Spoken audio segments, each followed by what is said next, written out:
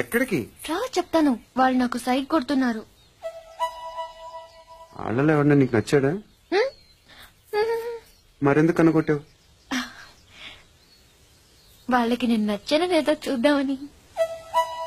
వాళ్ళు ఒకడు నన్ను పెళ్లి చేసుకుంటానంటున్నాడు. కంగ్రాచులేషన్స్.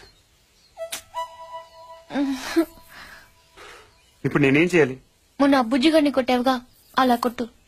వాళ్ళెవరో కూడా నాకు తెలీదే.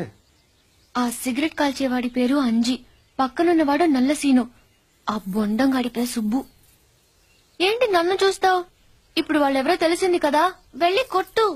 ఊరికి ఎలా కొట్టను? నాకేం ఊరికి అక్కర్లేదు. ఒక్కొక్కడికి 10 రూపాయలు చప్పున 30 రూపాయలు ఇస్తాను. పోనీ 50.